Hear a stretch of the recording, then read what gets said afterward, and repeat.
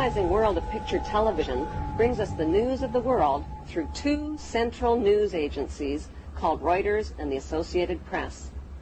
The Rothschilds bought Reuters in the 1800s, which later bought the Associated Press and made the Rothschild family owners of the world's largest central news services. To the present day, the world depends on these Rothschild-owned central news services as their main source of news and information. In his book called Who Owns the TV Networks, author Eustace Mullins claims that the major TV networks, radio stations, newspapers, and publishing empires are controlled by the Rothschild, Rockefeller, and J.P. Morgan money cartels through their corporate conglomerates.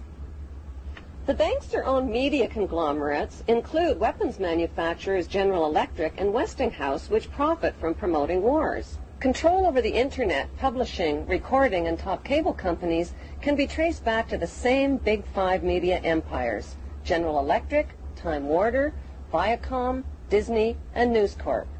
These media monopolies are owned directly or indirectly by the Rothschild, J.P. Morgan, Rockefeller, and Oppenheimer Brotherhood.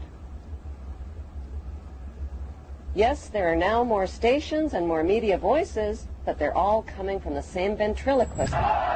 Every TV show needs corporate sponsors, and corporate sponsors sponsor pro-business, pro-government programming, and journalists who support the agenda of the Big Five media owners. While two-thirds of the world goes hungry, these banksters offer gazillion-dollar sponsorships to sports athletes to play with their balls. Why? Because they keep the masses distracted from the important issues.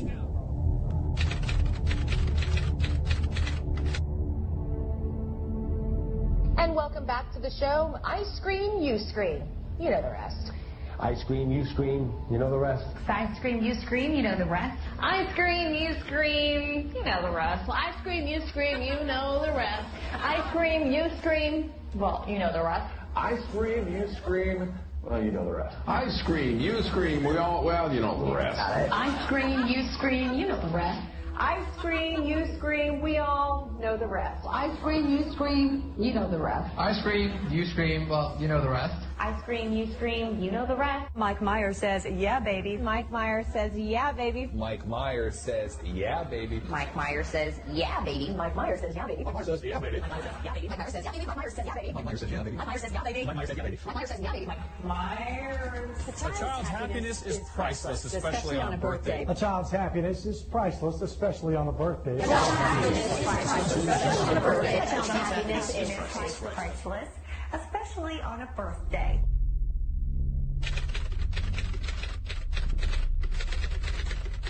First, the severe flooding here in the Northeast as more rain continues to fall today. NBC's Michelle Kaczynski, I guess she's in a canoe, is in Wayne, New Jersey this morning. Michelle, good morning to you. Good morning. Well, obviously we're getting a nice break from the rain, but not the flooding. This is essentially now a part of the Passaic River in this neighborhood. It rushed in yesterday.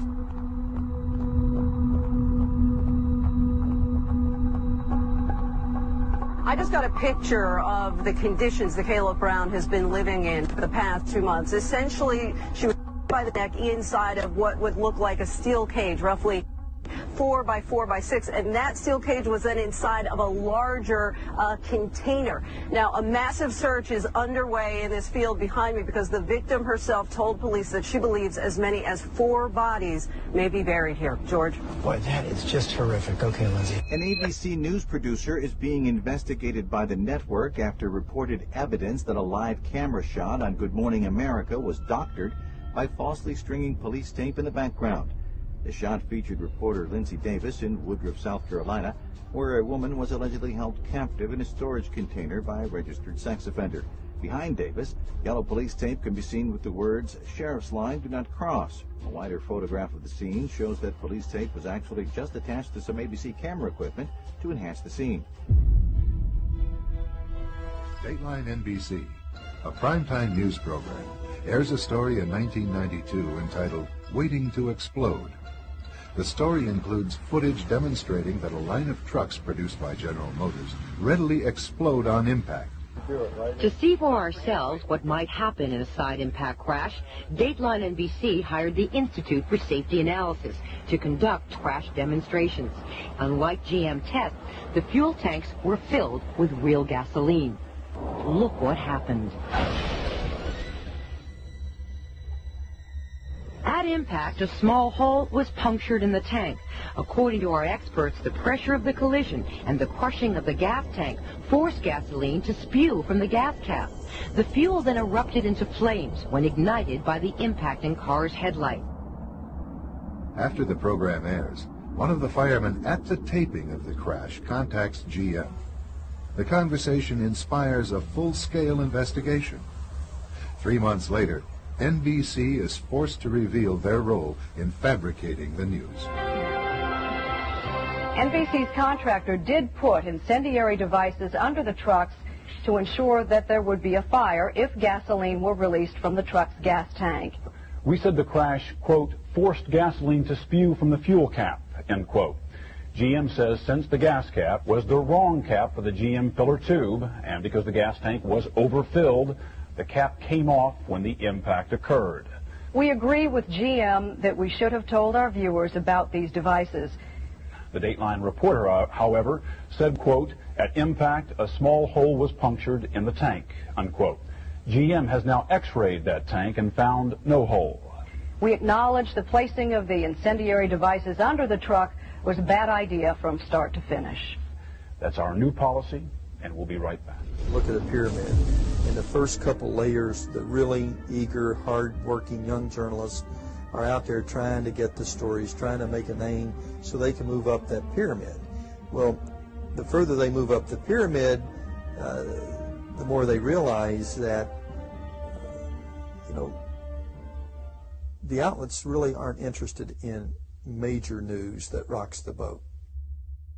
The boat Charles refers to belongs to those at the top of the pyramid, where the interests of the media outlets are quietly defined.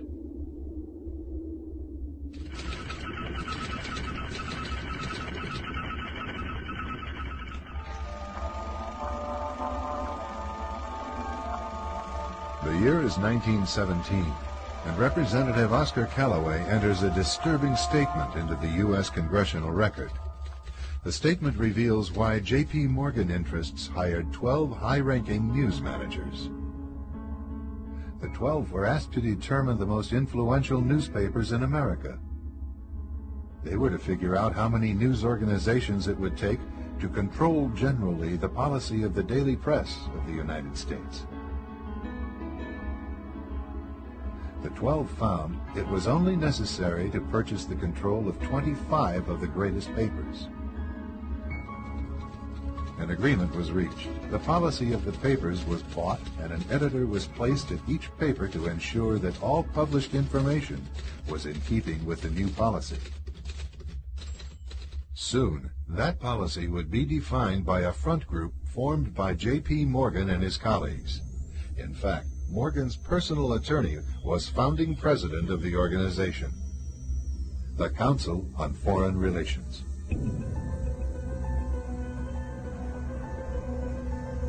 Today, the CFR maintains that its goal is to increase America's understanding of the world.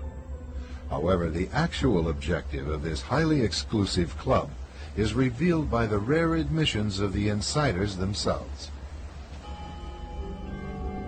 In the early 60s, a Georgetown University professor collects information for a book favorable to the network of powerful men who founded the CFR. For 2 years, Professor Carroll Quigley is allowed to examine the confidential papers and secret records of this network. Quigley reveals that these men aim to create a world system of financial control in private hands, able to dominate the political system of each country and the economy of the world as a whole. In short, they seek total and quiet control of the entire world. And the CFR is their most visible conduit for carrying out that agenda. CFR members include America's wealthiest tycoons, as well as the highly placed elite in government, academic institutions, tax-exempt foundations, and the establishment media. Ruling Class Journalists, written by Richard Harwood, describes the CFR membership as the ruling establishment in the United States. The Washington Post article boasted that news reporters who are CFR members do not merely analyze and interpret foreign policy for the United States, they help make it.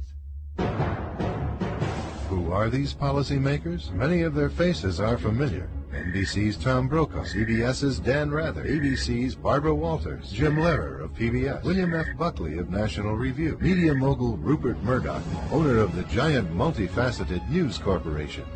These media heavyweights, and many others like them, are members of the CFR. Powerful corporations are also invited to become members. At the close of the 20th century, CFR influence presided over far-reaching consolidations of media control. In 1995, CFR members Michael Eisner of Disney and ABC's Thomas Murphy merged their media empires. Soon after the merger, the Disney-ABC empire becomes a CFR corporate member. In the year 2000, the world's largest internet service provider, America Online, joins forces with Time Warner, one of the world's largest news organizations. The CEOs favoring the move are CNN's Thomas Johnson and Time Warner's Gerald Levin, both CFR members. Once again, another media giant is created under the shadow of CFR influence. Today, an elite handful of individuals define the agendas that are supported by the empire of establishment news. Do you have any people being paid by the CIA who are contributing to a major circulation American journal?